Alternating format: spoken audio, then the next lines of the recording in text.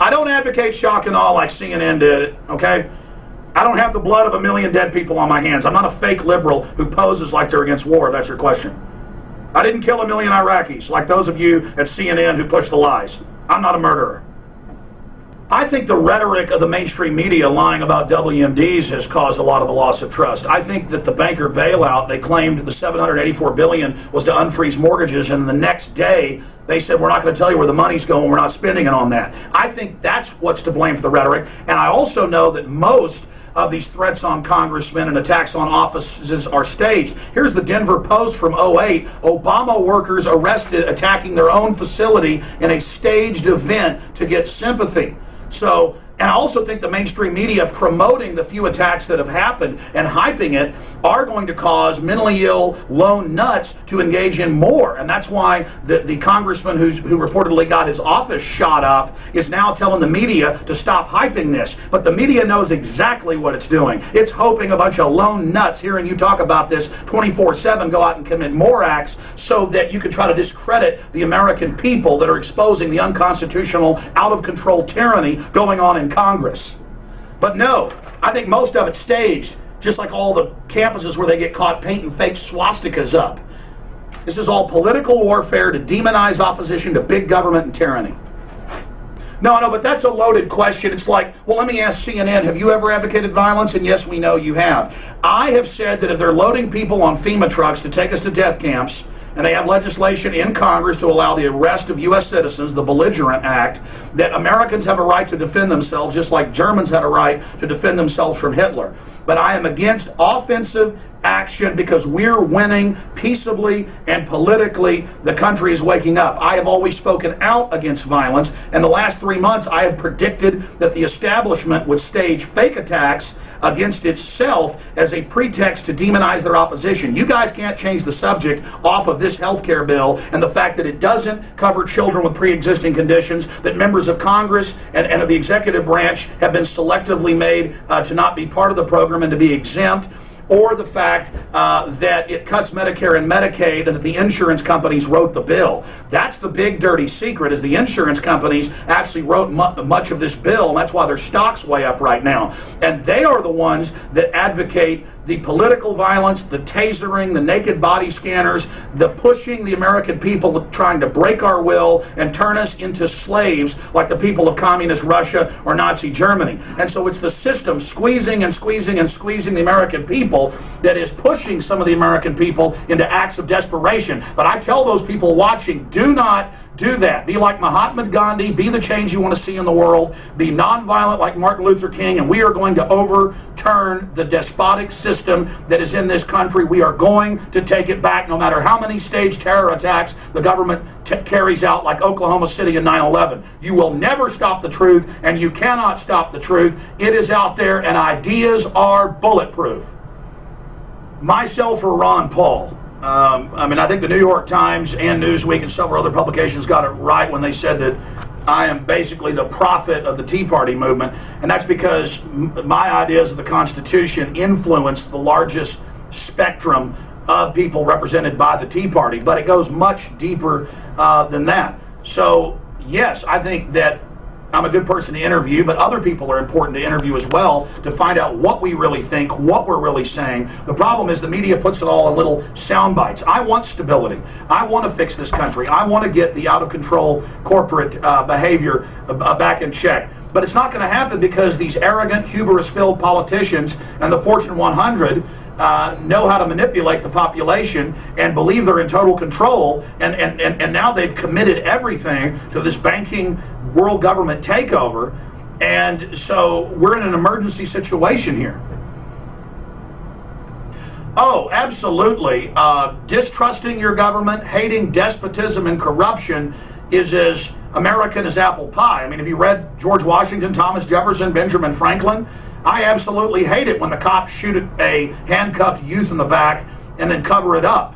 I absolutely hate it when trillions of dollars are stolen in the banker bailout and then the Federal Reserve won't tell us where the money went. I love my country, I love my Constitution, I love my republic, but I hate and fear the corrupt foreign corporate interests that have hijacked our nation and are using the government as a tool to loot and suck our country dry like Argentina or Nigeria or Greece. And so absolutely, I hate Hitler, I hate Stalin, I hate Mao, I hate Fidel Castro, I hate Pol Pot, I hate all despots, and by any historical yardstick, America is sliding quickly into full-bore, scientific, 21st century tyranny. And you better believe I hate seeing my country, where I have 3 children, being destroyed and bankrupted by design, and watching Herman von Rompuy, the head of the EU, and Ban Ki-moon, the head of the UN, and Gordon Brown, the Prime Minister of England, all say global government is here, run by banks, and they're going to levy carbon taxes on it.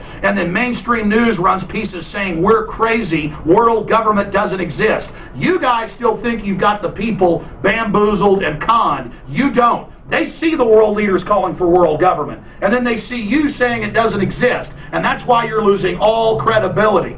So keep pushing it, because the American people are awake. CNN and Fox and MSNBC and all of you who sit there on the perches of the false left-right paradigm with this false debate going on where you try to sucker people in to your false reality. It's over. The people are awake, and the New World Order needs to back off and realize they should cut their losses now, because the awakening is on.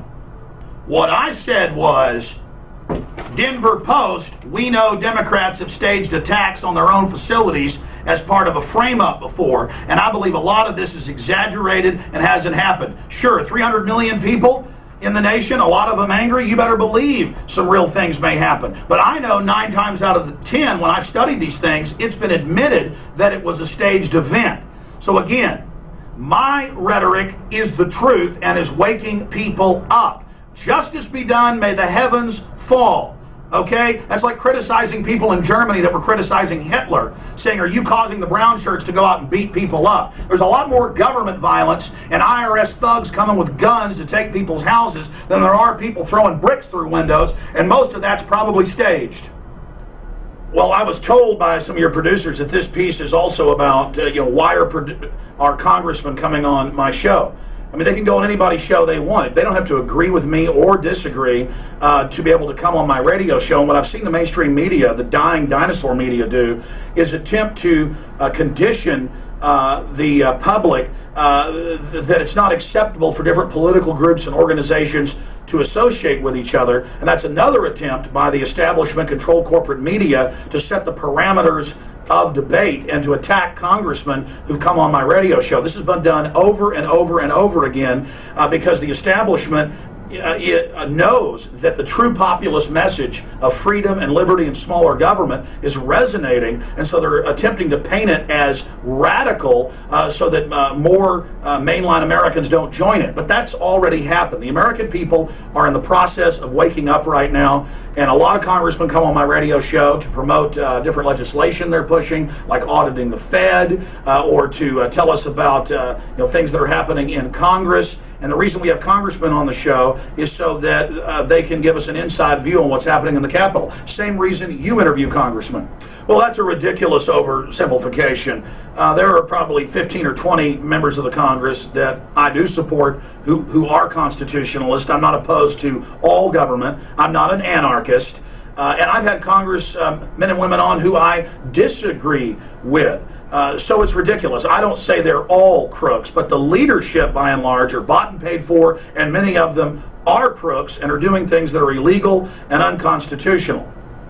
You bet, guys. Take care of yourselves. And let me just add one more thing. I dare you to put this on television. I want to say hi to the little blue blood Anderson Cooper, and I want to say hi. He admittedly was CIA. And I want to ask Anderson, hey, cover why CNN and BBC reported Building 7 fell 25 minutes before it fell with total precision. Oh, you guys announced that little script a little early, didn't you?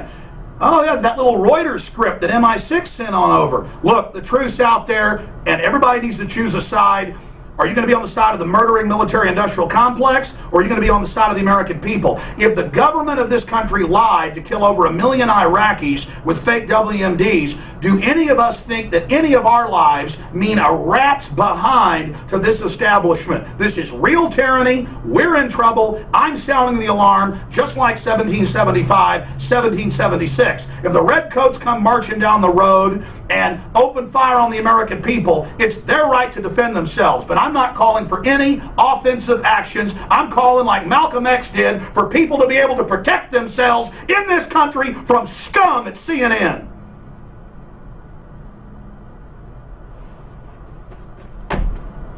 Good job killing those Iraqis with your lies.